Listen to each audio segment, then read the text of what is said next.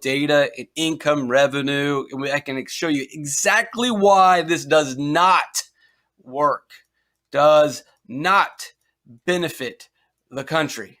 But here's the issue. Most of the time when you have this debate or conversation with any American, they do not listen to the facts. And that is okay. That is very common in most situations for people to ignore facts. It happens, especially when we talk about money. What will happen in most situations when I go through this presentation of a graduated income tax? You have already made up your mind whether or not the data shows that, this actually doesn't help the country at all. And I could show you that this does not help the country at all, but that doesn't matter because you will decide whether you like this or not because you are either a low income or a middle income person, or whether you have or desire to become a very wealthy person.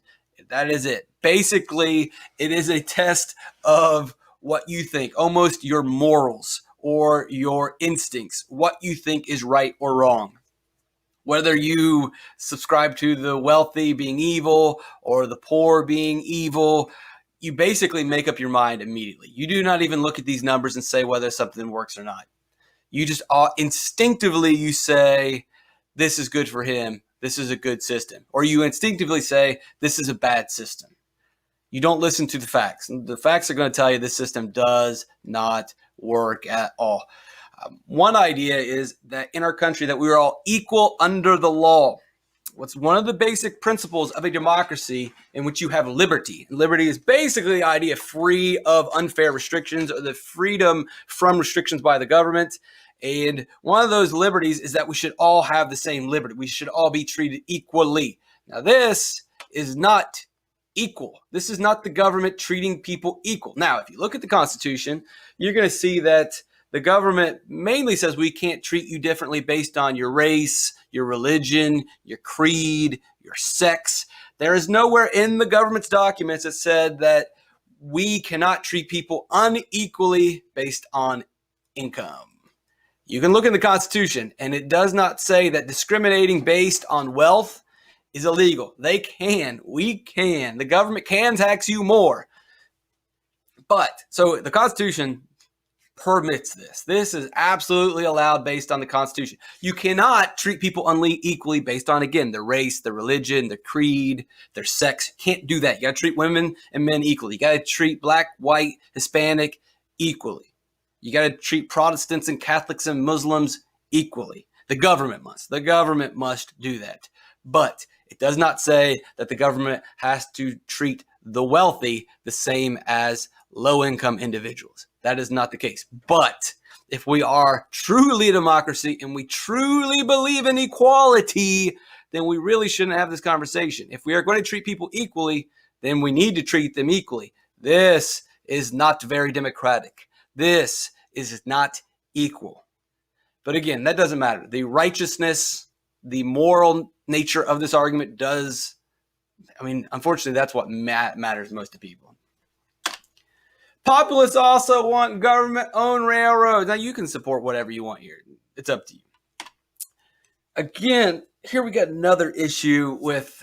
So we talked about the Panic of 1893. We talked earlier in this unit in video 2 about how the farmers were struggling because the rich railroad owners were raising prices to ship goods. And if you wanted to get your stuff from Salt Lake City to Chicago, you want to send your corn over there, well, you had to use the railroad. You couldn't get it there anywhere else. We did not have roads. And if you put it on a wagon, by the time it reaches Denver, your corn's going to be bad or your meat will be spoiled if you're trying to get your steer from Dallas up here to Dodge City and then over to Chicago. You got to pay his price to use his railroad, period. He built it. He paid for it. He owns it. And if he jacks the price up on you, then that was the way it was. Farmers were really being hurt by this. They could not afford this. They couldn't make money. They didn't like it. So they said, we have to take the railroads from the rich. You have to literally take their property away from them, which again violates the Constitution. The government shouldn't be able to take your life, liberty, or property without due process. And that way, if you take it away from him, we don't have to worry about these jacked up rates anymore. The government should control the railroads like they do the roads today. And then they can control the price. And so the farmers can start making money. And look, this sounds great. And this sounds awesome in a utopian situation where all the farmers are guaranteed a decent price. And that's awesome. But this is the assumption, though, that this guy right here was charging an unfair price. He was sticking it to the people. That's just not the case. If he raised his rates, he raised his rates because he owns the railroads. And if he is the only person that owns the railroads, then guess what? The supply of railroads is low. Thus, the price must be high. That's how it works. You know what the alternative is? Instead of the government taking someone's railroad and making some phony price, because remember, prices should not be set by the government. Prices should be set by supply and demand. Oh, guess what? Demand for railroads was really high too. And when demand or people really, really want something, what do you think happens to the price? Think about it in your life. When someone really, really wants something, it's really important the price of it goes up. So you had low supply, you had high demand. That's why the price was so high. Sure, he may have been a bad guy too, whatever. He's a bad guy, but he was simply following the laws of economics. Low supply, high demand. You have to charge that. I mean, the job of a business owner isn't to cut deals. If you're running a business, you're running a business to make money. He's not running a charity. He is not running a church. His job is to make money. He has employees that work for him. And if he doesn't make enough money, he can't pay his employees. He has investors that have purchased part of his railroad. And if he doesn't make enough money, he doesn't pay his investors. We have this assumption that he's just doing it to stick money in his own pocket and so that he can get rich. That's not always the case. For whatever reason, we just assume that the boss is evil, that the boss is bad. What if it's possibly the prices were high? Because those are the laws of economics. And then if the government's just going to take it over, which is terrible for taking its property, and then just make up a phony price. Here's your alternative. Now, this is the populist plan, and a lot of the populist plans are pie in the sky, dreams, and crazy wishes. What simply needed to be done was you needed to build more railroads. Build more railroads. And as the supply of railroads went up, then the price would go down. And guess what? That's exactly what happened if you followed the Panic of 1893. We talked about this. They produced too many railroads, and in doing so, the prices dropped. That's good. The government doesn't have to control the price. They don't have to subsidize farmers and subsidize the price. Whatever. Subsidizing farmers. Now, this technically was a subsidy to farmers, but here's a more specific subsidy of farmers. And the subsidy is basically just a free government handout.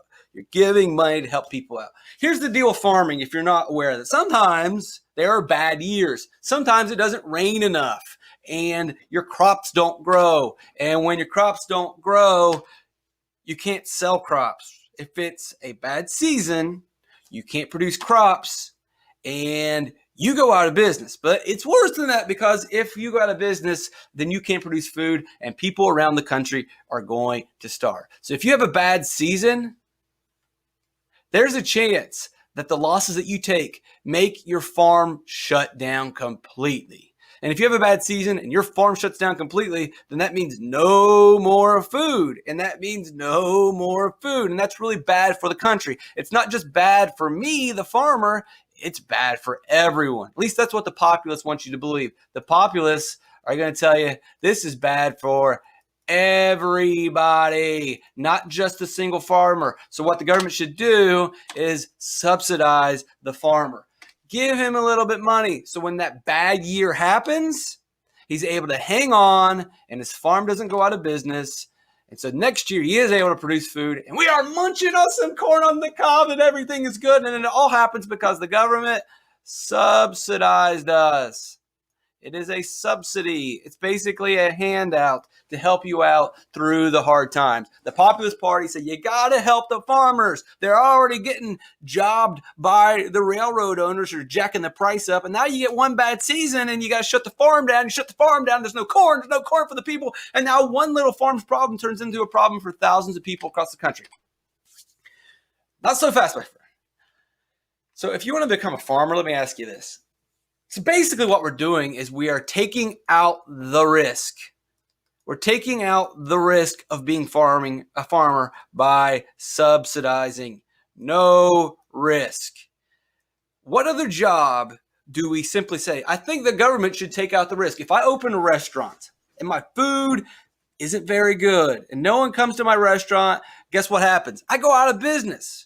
Would you ever think of the government subsidizing the local Mexican restaurant? Should the government help them out during their bad times? Oh, I'm sorry, I took a risk opening a restaurant. Because when you open a restaurant, you don't know if people are going to come. You don't know if the town is going to keep coming. You don't know, maybe the town's going to move away. What if the factory shuts down and everybody leaves town and your restaurant's stuck there? Well, you're out of luck. You took a risk.